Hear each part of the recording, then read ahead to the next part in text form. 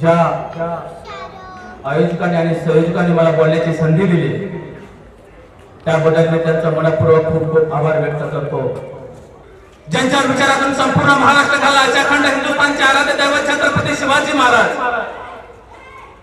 32 वर्षाच्या वयामध्ये निर्णय छातीने मृत्यूची झुंज देणारे छत्रपती संभाजी महाराज ज्यांनी शिवरायांना वाढवलं घडवलं त्यांना स्वराज्य निर्माण करण्याची प्रेरणा दिली त्या राजमाता राष्ट्रमाता महासाहेब जिजाऊ ज्यांनी लिहिलेल्या संविधानावरती आज ही संपूर्ण देशाची व्यवस्था चालते त्या भारतीय राज्य घटनेचे शिल्पकार भारतरत्न डॉक्टर बाबासाहेब आंबेडकर पृथ्वी शेषाच्या मस्तकावर तरलेले नसून मजुराच्या तळहातावर पेललेले आहे असे रशियातून नभोवाणीवरून माझ्या या भारत देशातील महाराष्ट्र राज्यातील शेतकऱ्याला कष्टकऱ्याला काम करणाऱ्यांना ठणकावून संदेश देणारे साहित्याचा हिरा साहित्य सम्राट लोकशाहीर अण्णाभाऊ साठे मते विना नेते गेले नेते विना वित्त केले वित्त विना शूद्र खचले इतके अनर्थ एका विद्येने केले हा संदेश देणारे क्रांतीसूर्य महात्मा ज्योतिराव फुले कमवा आणि शिका हा मूलमंत्र देणारे कर्मवीर भाऊराव पाटील संत रोहिदास मरेन देशासाठी जगेन देशासाठी असे इंग्रजांना ठणकावून सांगणारे आद्य क्रांतिगुरु लहुजी वरदास साळवे स्वराज्य हा माझा जन्मसिद्ध हक्क आहे आणि तो मी मिळवणारच असे इंग्रजांना खणकावून सांगणारे लोकमान्य टिळक माता रमाई माता भीमाई माता अहिल्यादेवी होळकर त्याचप्रमाणे या अखिल विश्वामध्ये स्वतंत्रता समता बंधुता या न्याय हक्कासाठी अखंडितपणे लढा देणाऱ्या त्या तमाम राष्ट्रपुरुषांना व राष्ट्रमातांना आपल्या प्रचंड टाळीच्या गजरामध्ये प्रथमतः मी अभिवादन करतो। आभारी मोजतो आम्ही बाबासाहेब फक्त तुमच्यामुळं आभारी मोजतो आम्ही बाबासाहेब फक्त तुमच्यामुळं वादळी पेरतो आम्ही बाबासाहेब फक्त तुमच्यामुळं बंदूक तोफा शस्त्रसाठा याची आम्हाला काही गरज नाही कारण शब्दानेच रान पेटवतो आम्ही बाबासाहेब फक्त तुमच्यामुळं बाबासाहेबांच्या स्मृतीस प्रथमतः मी विनम्र अभिवादन करतो आणि समोर उपस्थित भीम सैनिकांना कडक क्रांतिकारी जय भीम। 14 एप्रिल 1891 मध्ये बाबासाहेबांचा जन्म झाला। तुम्हाला आणि मला माहिती आहे गेल्या 2-3 वर्षाखाली कोरोनाने थैमान घातला होता या माझ्या महाराष्ट्र राज्यामध्ये या माझ्या भारत देशामध्ये नव्हे तर संपूर्ण जगामध्ये या कोरोनाने थैमान घातला होता आणि कोरोना आल्यामुळे आपल्या भारत देशाचे पंतप्रधान यांनी लॉकडाऊन टाकलं आणि लॉकडाऊन टाकल्यानंतर प्रत्येक व्यक्तीला आनंद झाला आनंद यासाठी झाला की आता आपल्याला घरात बसायला भेटणार कामाला जावं लागणार नाही आणि त्याच वेळेला प्रत्येक व्यक्ती प्रत्येक माणसाला 15 दिवस आनंद झाला महिना झाला 2 महिने झाले 3 महिने झालं आणि परत माणूस घरामध्ये बसायला वैतागला कचला लहान लेकरापासून ते म्हाताऱ्या माणसापर्यंत घरामध्ये कैद व्हावं लागलं तोंडाला मास्क आणि हातामध्ये सॅनिटायझरची बाटली होती आपल्याला कोरोना हो म्हणून एक काळजी घ्यायला सांगितली होती सार्वजनिक रस्त्यावर आपल्याला यायला बंदी होती सार्वजनिक कार्यक्रमामध्ये जायला आपल्याला बंदी होती रस्त्यावर जायचं म्हणलं की पोलीस आपल्याला काट्या मारायचे सार्वजनिक कार्यक्रम घ्यायला बंदी होती मोठ्या प्रमाणात थैमान घातलं होतं कोरोनानं अनेकांचे संसार उद्ध्वस्त झाले अनेकांचे संसार देशोधडीला लागले अनेक लोक मृत्युमुखी पडले काय करावं समजत नव्हतं या देशामध्ये या जगामध्ये हजारो डॉक्टर आहेत लाखो डॉक्टर आहेत भरपूर डॉक्टर आहेत पण एकाही डॉक्टरला त्या कोरोनाची लस सापडत नव्हती एकाही डॉक्टरला त्या कोरोना औषध सापडत नव्हतं डॉक्टर सुद्धा हतबल झाले होतं काय करावं समजत नव्हतं मृत्यूच्या राशी पडत होत्या जळायला सुद्धा माणसं कमी पडत होते त्या मेलेल्या मृत्यूला कोण सुद्धा हात लावत नव्हतं कॉर्पोरेशनची माणसं यायची पूर्ण शरीर पॅक करायचे स्वतःच आणि ते मेलेल्या प्रेत पूर्ण पॅक करायचे आणि त्या मशानभूमीमध्ये जाळलं जात होतं वैतागले होते सगळे प्रत्येक माणूस प्रत्येक व्यक्ती विचार करत होता परमेश्वराला दावा करत होता रोज हात जोडायचा परमेश्वरा कुणीतरी येऊ दे या कोरोनावर लस काढू दे कुणीतरी येऊ दे या कोरोनावर औषध काढू दे म्हणून रोज प्रत्येक व्यक्ती प्रत्येक माणूस विनवण्या करत होता आणि अशातच श्रीरामांना लस काढली हे प्रत्येक व्यक्ती प्रत्येक माणसाला समजलं आणि ही लस माझ्या या महाराष्ट्रामध्ये निघाली आणि ही लस घराघरामध्ये प्रत्येक दारादारामध्ये दिली गेली आणि महाराष्ट्राला कोरोना कमी व्हायला लागला बघता बघता संपूर्ण भारत देशामध्ये लस वाटली गेली आणि भारत देशातला कोरोना कमी झाला हे आजूबाजूच्या देशांनी बघितलं आणि आजूबाजूच्या देशांनी या भारताला विनंती केली की तुमची श्रीमंतची लस आम्हालाही द्या, आमचेही लोक वाचू द्या. आणि भारताने बघता बघता संपूर्ण देशाला लस वाटली. प्रत्येक देशामध्ये प्रत्येक घरामध्ये प्रत्येकाला लस द्यायला चालू केली आणि प्रत्येक माणसाच्या चेहऱ्यावर हसू उमटलं. प्रत्येक माणूस रस्त्यावर येऊ लागला, प्रत्येक जण प्रत्येक सार्वजनिक कार्यक्रमामध्ये येऊ लागला. सार्वजनिक कार्यक्रम घ्यायला त्याला संधी भेटली, परवानगी दिली सरकारनं आणि त्याच वेळेला प्रत्येक माणसाच्या चेहऱ्यावर हसू उमटलं. याच पद्धतीनं माझ्या या देशामध्ये संपूर्ण जगामध्ये हजारो वर्षापासून माझा दलित बांधव या कोरोना सारखा लॉकडाऊन सारखा हजारो वर्षापासून जीवन जगत आला होता. ज्या पद्धतीने कोरोनाच्या काळात तोंडाला मास्क होता त्या पद्धतीने माझ्या अस्पृश्यता बांधवाच्या गळ्यामध्ये मडकं होतं, पाठीला झाडू होता, त्याला सार्वजनिक ठिकाणी थुकायची बंदी होती, सार्वजनिक कार्यक्रमामध्ये जायला त्याला बंदी होती, मंदिरामध्ये त्याला प्रवेश नव्हता, त्याला शिकण्याची संधी नव्हती. साधं नावेच्या दुकानात जायचं म्हणून तर त्याला नावे केस कापत नव्हता. एवढी भयंकर कोरोनापेक्षा परिस्थिती होती आणि अशा वेळेला माझा दलित वैताग खचला होता आणि त्याच वेळेला परमेश्वराला विनंती करत होत्या, काय परमेश्वर आम्ही वैतागले खचले, आम्हाला माणसासारखं माणूसपणाचं जीवन भेटावं, असा एखादा डॉक्टर या धर्तीवर जन्माला घाल. आणि त्याच वेळेला 14 एप्रिल 1891 मध्ये महू गावामध्ये माझ्या बाबासाहेबांचा जन्म झाला आणि त्या डॉक्टरने जन्म घेतला. 14 एप्रिल 1891 मध्ये महू या गावामध्ये माझा बाबासाहेबांचा जन्म झाला. बाबासाहेब हळूहळू मोठे होत होते. त्यांच्या वडिलांची बदली साताऱ्याला झाली आणि साताऱ्याला झाल्यानंतर बाबासाहेब आपल्या वडिलांकडे कुटुंबासह गेले. पहिले ते 4थी शिक्षण त्यांच्या वडिलांनी कसं बसं तरी तिथे घेतलं. साताऱ्यामध्ये त्यांना शिक्षण घेण्यासाठी प्रवेश भेटत नव्हता. बऱ्याच संघर्षानंतर त्यांनी सरकारी शाळेमध्ये ऍडमिशन घेतलं. तिथेही मोठ्या प्रमाणात जातीभेद पाळला जात होता. तिथेही बाबासाहेबांनी संघर्ष केला. बाबासाहेब आपल्या वडिलांना भेटायला गोरेगावला चालले होते आणि गोरेगावला चालल्यानंतर तर जायचं कसं, रामजी बाबांनी त्यांना तार केली की तुम्ही उन्हाळ्याच्या सुट्टीला माझ्याकडे या. रामजी बाबा गोरेगावला होते आणि त्याच वेळेला बाबासाहेबांनी त्यांचे भावंड गोरेगावला चालले. रेल्वे स्टेशनवर आले आणि त्याच वेळेला त्या रेल्वे स्टेशनच्या मास्तरांना वाटलं की कुठेतरी श्रीमंताच्या घरची मुलं आहेत. तो स्टेशन मास्तर बाबासाहेबांच्या जवळ आला आणि म्हणाला तुम्ही कुणाची मुलं आहात. आणि त्याच वेळेला बाबासाहेबांनी सांगितलं आम्ही रणजित सुभेदाराची मुलं आहोत. आणि त्याच वेळेला स्टेशन मास्तर इथपर्यंत थांबला नाही, परंतु तो म्हणाला तुम्ही कोणत्या जातीचा आहात. आणि त्यावेळेला बाबासाहेबांनी सांगितलं माझा चिमुकला छोटा बाबासाहेब, त्याला जात म्हणजे काय ते माहिती नव्हतं, अस्पृश्यता म्हणजे काय माहिती नव्हतं. आणि बाबासाहेबांनी दिलखुलासपणे सांगितलं आम्ही महाराज आहोत. आणि त्याच वेळेला तो स्टेशन मास्तर काही अंतरावर दूर गेला. पूर्वीच्या काळी अस्पृश्यांना स्पर्श केला जात नव्हता. अस्पृश्यता एखादा माणूस समोरून आला तर त्याला वळसा काढून जात होती माणसं. काही द्यायचं म्हणलं की त्याला लांबून फेकून टाकत होते. त्याला कपडे घालायचा अधिकार नव्हता. कपडे जर नवीन घ्यायची म्हणलं त्या दुकानदाराला सांगायचं की मला तो ड्रेस पाहिजे, तो दुकानदार लांबून दाखवायचा, तो नवीन ड्रेस घ्यायचा, नवीन ड्रेस घालायची त्याला संधी नव्हती. तो ड्रेस घ्यायचा, मातीमध्ये मिक्स करायचा आणि तो मल्टीसारखे कपडे अंगावर घालायचा. एवढी भयंकर परिस्थिती होती. सार्वजनिक कार्यक्रमामध्ये जायला त्याला बंदी नव्हती. एखाद्याच्या कार्यक्रमात जायचं म्हणले की त्याला लांब अंतरावर थांबावं लागत होतं. एवढ्या जनावरांपेक्षा भयंकर अवस्था होती. आणि त्याच वेळेला स्टेशन मास्तरांनी सांगितलं तुम्हाला मी गाडी करून देतो, तुम्ही गाडी घेऊन जावा. त्या स्टेशन मास्तरांनी गाडी करून दिली. गाडीवाला आला आणि त्यांनी सांगितलं तुम्ही कुणाचे आहात. आणि त्याच वेळेला त्यांनी सांगितलं आम्ही महाराज आहोत. आणि त्याच वेळेला त्या गाडीवाल्यानं त्यांना नकार दिला. तेव्हा बाबासाहेबांनी सांगितलं बाबा आम्ही तुला डबल पैसे देतो, चल. ठीक आहे, त्या गाडीवाल्यानं मंजूर केलं.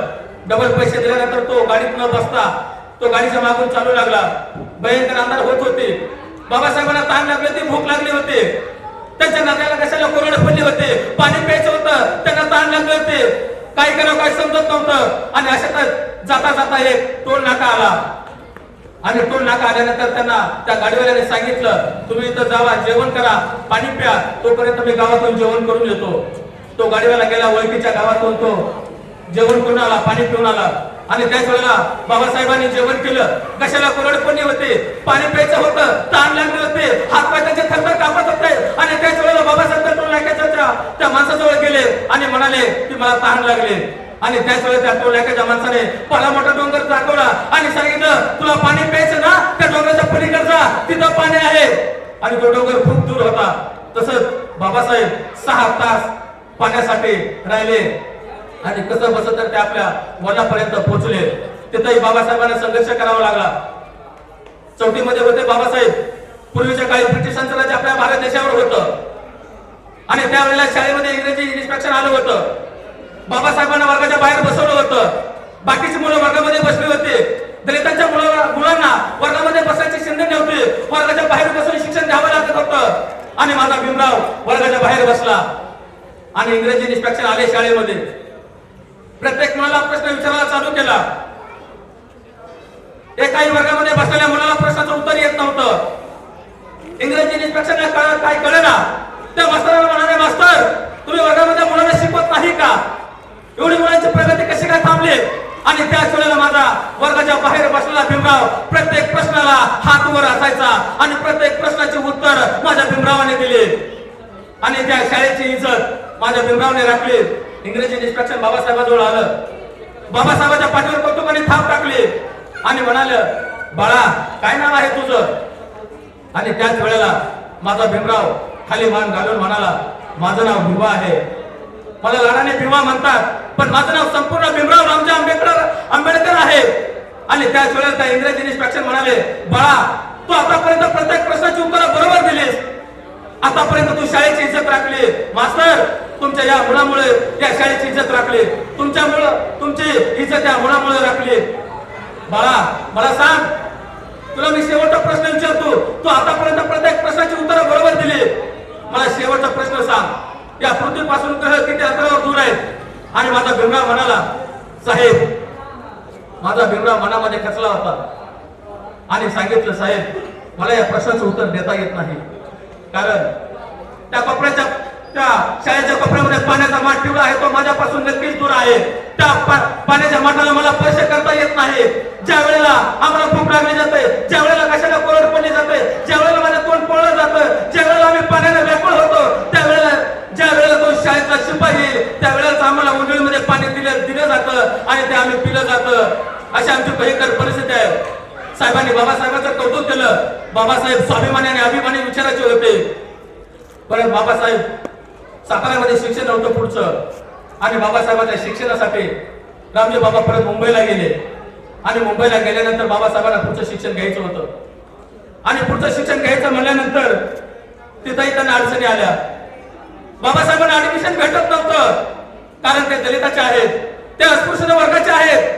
मग रामजी बाबासमोर प्रश्न उभा राहिला, माझ्या भीमाला शिकवायचंय, माझा समाज बदलवायचा आहे, माझा समाज घडवायचा आहे, काय करावं? माझ्या भीमाला शिकवलं पाहिजे, वाढवलं पाहिजे, घडवलं पाहिजे. माझा रामजी बाबा रात्रभर झोपत होता, रात्रभर विचार करत होता, माझ्या भीमाला शिकवायचंय, काय करावं लागेल? कुठल्या शाळेमध्ये ऍडमिशन भेटत नाही का? कारण ते दलित आहेत म्हणून. माझा बाबासाहेब तिथेही वर्गाच्या बाहेर बसायला तयार झाला. सरकारी शाळेत बऱ्याच प्रयत्नानंतर माझ्या भीमाला मुंबईमध्ये ऍडमिशन भेटलं आणि माझा भीमराव तिथं रोज जायला लागला शाळेमध्ये. शाळेमध्ये गेल्यानंतर त्या मास्तरांनी प्रत्येक विद्यार्थ्याला सांगितलं, या फळ्यावरचं गणित सोडवा. ते फळ्यावरच्या वर्गामध्ये एकाही मुलाला गणित सोडवता येत नव्हतं आणि वर्गाच्या बाहेर बसलेला विद्यार्थी म्हणाला, मास्तर मी सोडवतो गणित, मला सांगा, मी येतो.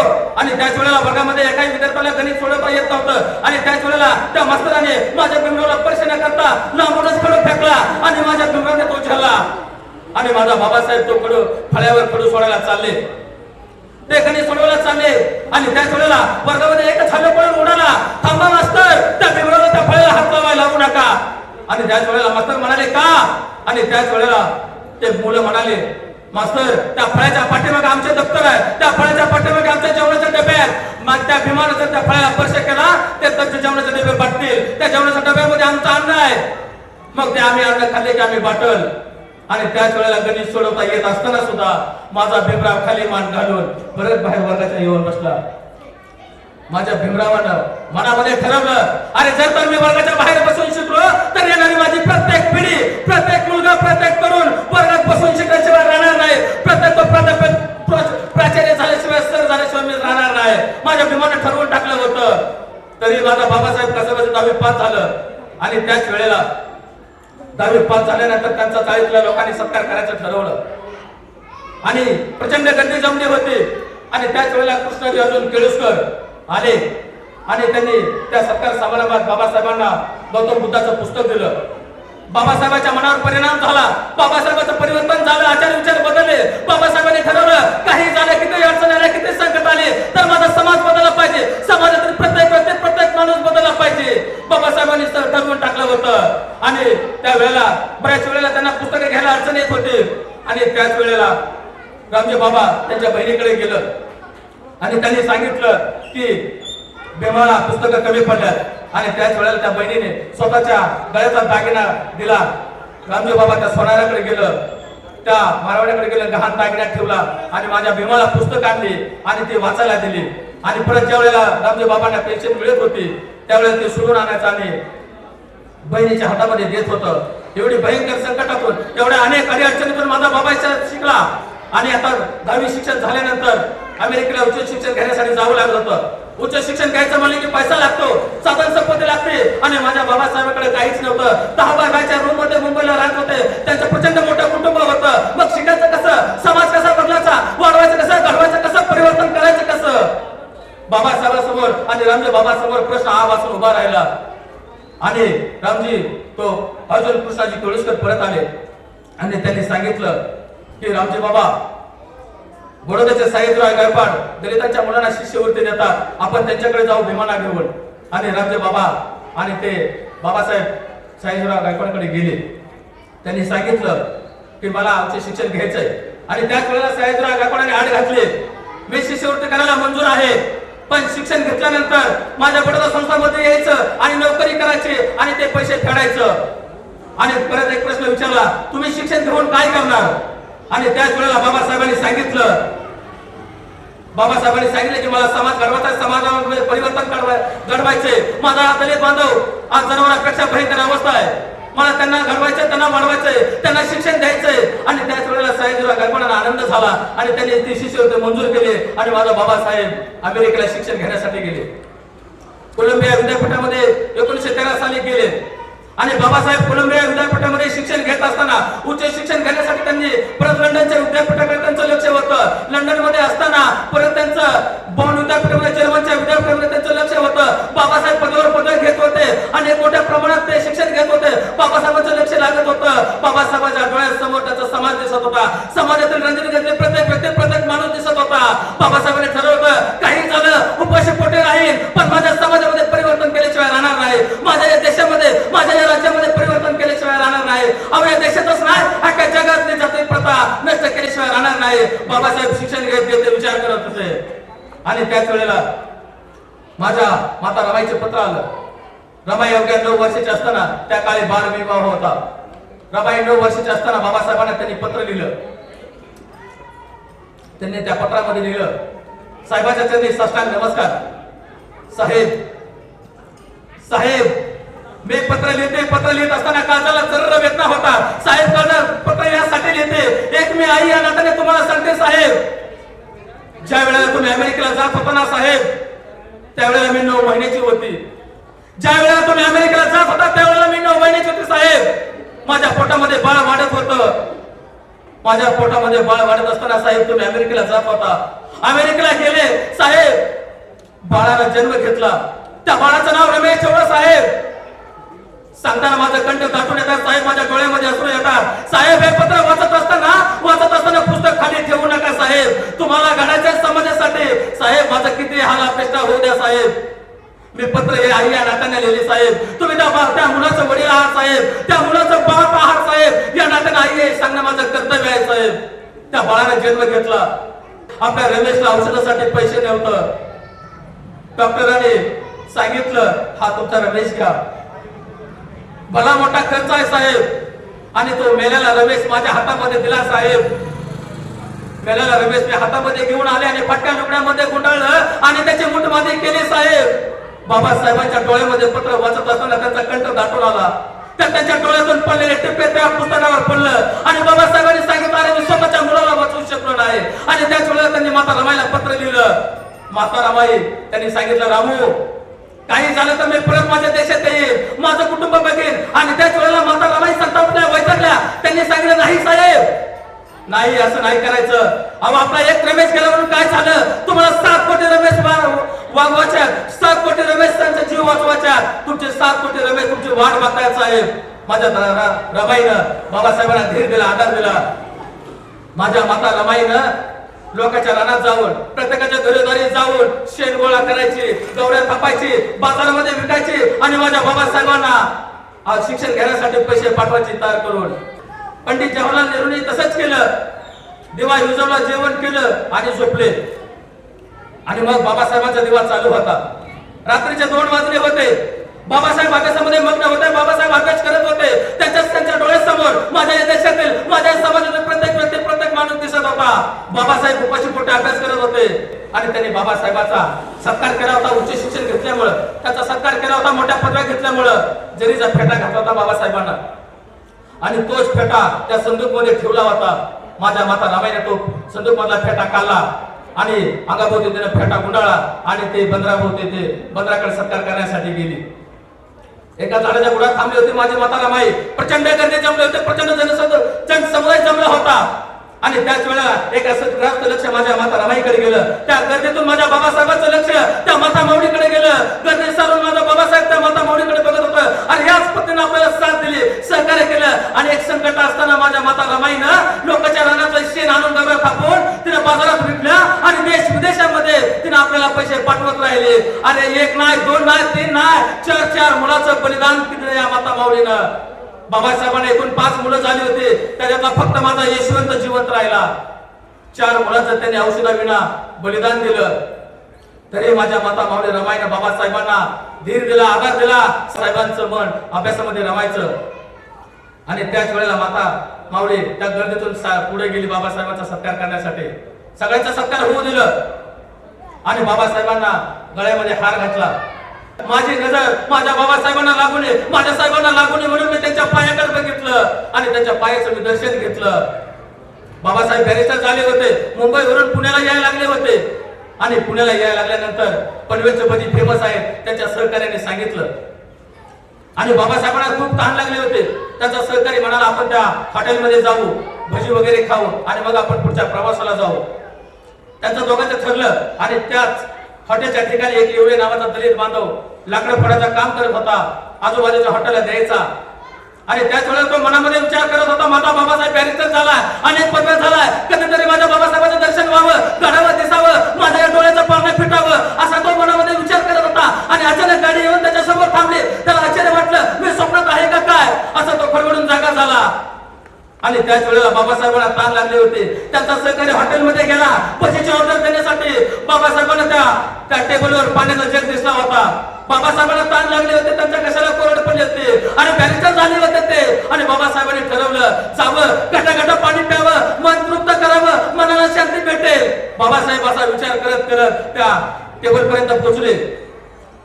त्या जगाला, पाण्याच्या जगाला हात लावतो तो फिरून आतमध्ये आवाज आला, थांबा, बाहेर व्हा, अजिबात त्या पाण्याला स्पर्श करू नका, माझं हॉटेल वाटेल. आणि एवढा मोठा बॅरिस्टर असताना सुद्धा माझा बाबासाहेब त्या पाण्याच्या जगाला स्पर्श करतो ना करतो तोपर्यंत हात जड माघारी घेतला आणि जड पावलानं आपल्या गाडीकडे यायला लागले. जड पावलानं बाबासाहेब गाडीमध्ये येऊन बसलं.